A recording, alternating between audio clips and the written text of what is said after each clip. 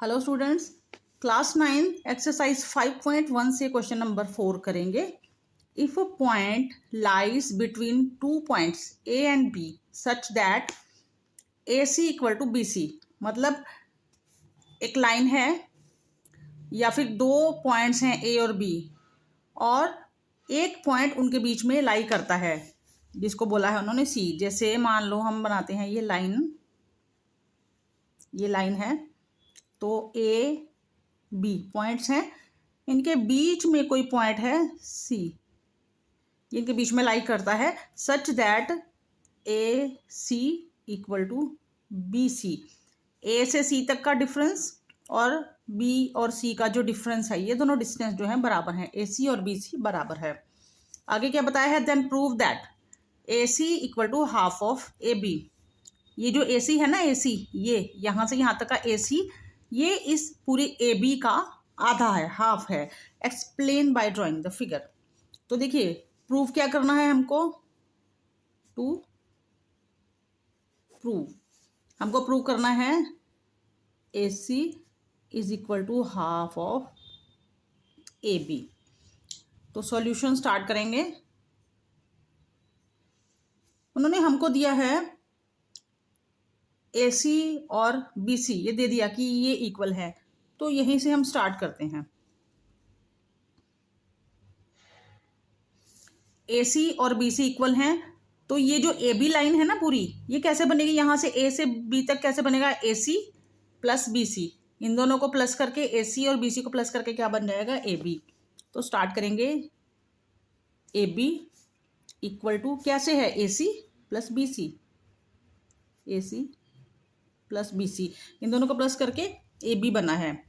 तो अब ए B equal to, A C को ए सी लिखा हमने, और बी सी को देखो, ए सी और बी सी बराबर है, तो हम बी सी को भी ए सी लिख देते हैं।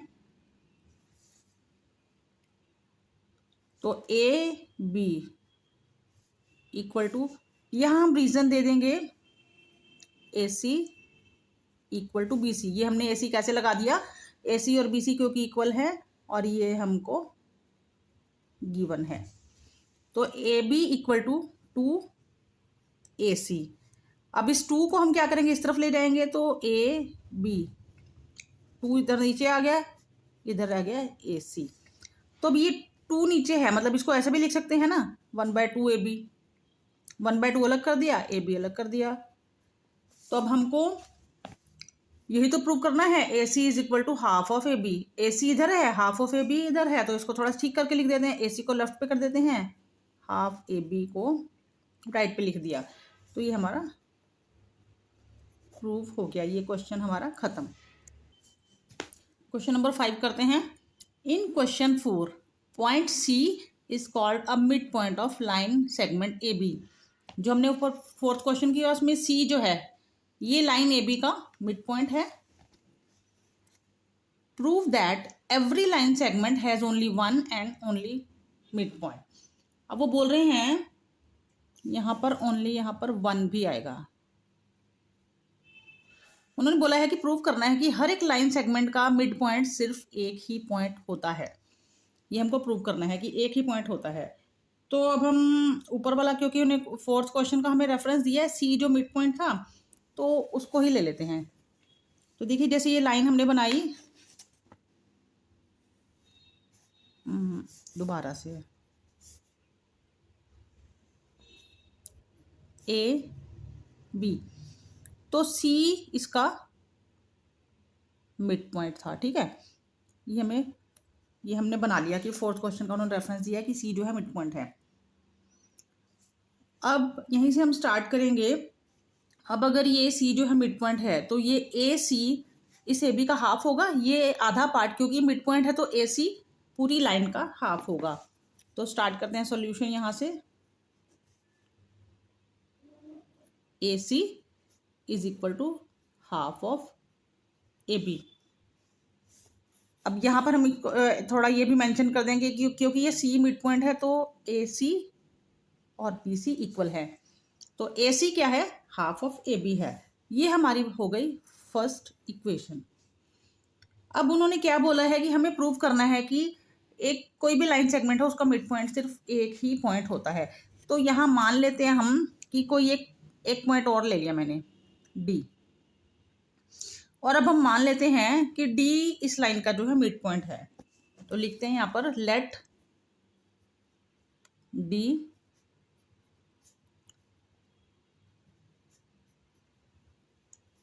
Is another mid point of A B. तो हमने डी एक पॉइंट ले लिया, हमने मान लिया कि डी जो है इसका एक दूसरा मिड पॉइंट है। एक तो सी तो मिड पॉइंट है ही है, तो डी को हमने मान लिया कि एक दूसरा मिड पॉइंट है। तो अगर ये डी मिड पॉइंट है तो इसका मतलब ए डी, ये ए डी क्या है, ए बी का हाफ होना चाहिए। तो लिखते हैं तो इसका मतलब क्या होगा, A D is equal to half of A B. ये हो गई सेकेंड इक्वेशन। तो अब ये फर्स्ट और सेकेंड से यहाँ लिखेंगे हम फ्रॉम फर्स्ट एंड सेकेंड। अब देखिए राइट वाला अगर इक्वल है, अगर ए सी भी ए बी का हाफ है, ए डी भी ए बी का हाफ ही है, तो ये ए सी और ए डी इक्वल होंगे। तो A C equal to A D. तो अगर ए सी और ए डी इक्वल है, मतलब देखिए ए से सी तक का डिस्टेंस जो है और ए से डी तक का डिस्टेंस, अगर ये दोनों डिस्टेंस, ये ए सी और ए डी का डिस्टेंस अगर इक्वल है, तो इसका मतलब ये जो डी है ना, ये सी के ऊपर ही ये पॉइंट लाई करेगा। ये जो हमने नया पॉइंट लिया है ये सी पॉइंट के ऊपर ही होगा, ठीक है, ये कोई अलग जगह पर नहीं होगा। ये डी है इसका, क्योंकि डिस्टेंस वो हमारा बराबर आया है। तो अगर डिस्टेंस बराबर है तो ये पॉइंट अलग अलग जगह पर तो नहीं हो सकते। डिस्टेंस बराबर कैसे होगा, ये जो पॉइंट है ये भी कहीं ना कहीं इसके ऊपर ही होगा। तो इसका मतलब क्या हुआ, it means C and D coincide. मतलब इसका मतलब सी और डी एक दूसरे के ऊपर ही हैं। सी के ऊपर डी है, डी के ऊपर सी है, मतलब एक ही जगह पर दोनों पॉइंट हैं। तो इसका मतलब ये कोइंसाइड है। तो इससे क्या प्रूव हुआ, अब हम यहाँ लिख देंगे सो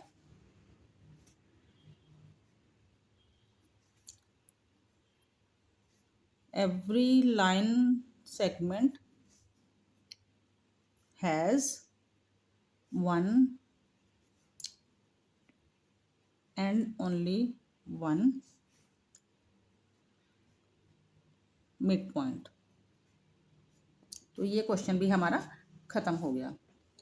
क्वेश्चन 6 करते हैं स्टूडेंट्स। ये हमको एक डायग्राम बना के दिया हुआ है, ए डी और बीच में दो पॉइंट्स हैं बी और सी।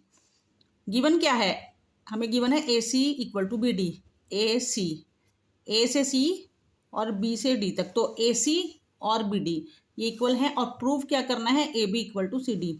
ए बी और ये सी डी ये दोनों इक्वल है, ये प्रूव करना है। तो ये जो गिवन है यहीं से स्टार्ट करते हैं। सॉल्यूशन ये ले लेते हैं, ये हमको गिवन है A C equal to B D. तो ए सी, देखिए ए सी में क्या क्या आ रहा है, ए सी कैसे बन रहा है, A B plus B C. तो ए सी को लिख देते हैं A B plus B C, और बी डी, ये बी डी ये कैसे बनेगा, B C plus C D, B C plus C D. अब देखिए दोनों तरफ बी सी आ रहा है, अगर इक्वल टू के दोनों तरफ सेम नंबर हो तो ये कट जाता है। तो इधर रह गया हमारे पास ए बी और इधर रह गया सी डी, और यही हमको प्रूव करना था। तो ये हमारा प्रूफ हो गया, क्वेश्चन खत्म। क्वेश्चन नंबर 7 करेंगे। Why is axiom 5 in the list of Euclid's axioms considered a universal truth? Note that the question is not about the fifth postulate. जो एक्सियम 5 है उसको यूनिवर्सल ट्रूथ क्यों माना गया है, जो यूक्लिड के एक्सियोम्स की जो लिस्ट है उसमें जो फिफ्थ एक्सियोम है उसको यूनिवर्सल ट्रूथ माना गया है, क्यों? और इसमें ध्यान रखना है कि फिफ्थ पोस्टुलेट के बारे में ये क्वेश्चन नहीं है। तो सबसे पहले तो फिफ्थ एक्सियोम देखते हैं। तो देखिए ये है axiom fifth, the whole is greater than the part. मतलब कि कोई एक होल है, कोई एक पूरा है, कोई एक चीज़ है, मान लो जैसे कोई पिज़्ज़ा है, पिज़्ज़ा का अगर एक पार्ट हमने कट करके निकाल लिया तो वो पार्ट चाहे हम कितना भी बड़ा निकाल लें उसको, तो वो क्या है, पूरे पिज़्ज़ा से हमेशा छोटा ही होगा। क्योंकि हमें उसमें पिज़्ज़ा में से हमें उसे निकाला है। तो चाहे छोटा पार्ट निकालें, चाहे 1/4 निकालें, चाहे 1/6 निकालें, कितना भी पार्ट निकालें, वो पूरी पिज़्ज़ा से हमेशा छोटा ही होगा। Whole is greater than the part. तो देखिए इसके आंसर में पहले हमने एक्सियोम लिख दिया कि whole is always greater than its part, ये एक्सियोम है। अब ये ट्रू है, ये यूनिवर्सल ट्रूथ है, और ये ट्रू है because part is included in the whole. जो पार्ट है ना, जो टुकड़ा है ना, किसी भी पूरी चीज का एक टुकड़ा तोड़ लिया जाए, काट लिया जाए, तो वो उस पूरी चीज के अंदर ही इंक्लूड होता है। And never greater than the whole, और वो पूरे से वो पीस कभी भी बड़ा नहीं हो सकता। जैसे मान लो मैं आप थोड़ा सा आपको थोड़ा समझाती हूँ कि मान लो एक लाइन है, इसमें ये 2 पार्ट्स ऐसे हमने कर दिए, ये टोटल जो है ना ये है 10 सेंटीमीटर, और उसमें से 3 सेंटीमीटर ये है, 4 सेंटीमीटर ये है, और 3 सेंटीमीटर ये है। ये पार्ट्स में डिवाइडेड हो गई, ठीक है, ये 3, ये 4 और ये 3। अब मान लो इसका एक पीस ले लूँ मैं, ये यहाँ तक का, ये 3 सेंटीमीटर, ये इस पूरी लाइन से हमेशा छोटा ही होगा, ठीक है ना। तो ये पूरी जो लाइन है इसके इस पार्ट से हमेशा बड़ी आएगी, यही मतलब हुआ whole is always greater than its part. अब मान लो ये पूरी की पूरी लाइन है, अगर इस पार्ट को ले लें, ये थोड़ा बड़ा है, 4 सेंटीमीटर है, मगर ये पूरी होल है, ये पूरी की पूरी लाइन इस पार्ट से भी बड़ी ही होगी, ठीक है। तो ये इसका एक्सप्लेनेशन हो गया। यहाँ पर स्टूडेंट्स आपकी एक्सरसाइज 5.1 खत्म होगी। वीडियो अच्छा लगा है तो लाइक ज़रूर करना, चैनल को सब्सक्राइब ज़रूर करना। मिलेंगे नेक्स्ट वीडियो में, तब तक के लिए बाय।